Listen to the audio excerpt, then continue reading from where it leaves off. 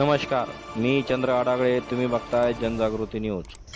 गडीपाशी असलेल्या उड्डाणपूलजवळ भीषण अपघात. मिळालेली माहिती अशी की वाहनाजवळ थांबलेल्या 6 जणांना आयशर टेम्पोने भरधाव वेगात धडक दिल्याने यात 6 जणांचा मृत्यू झाला असून अपघातानंतर टेम्पोसह चालक फरार झाल्याची माहिती मिळाली आहे. मिळालेल्या माहितीनुसार गेवराई येथील यश आतकरे यांच्या वाहनाला अपघात झाला होता.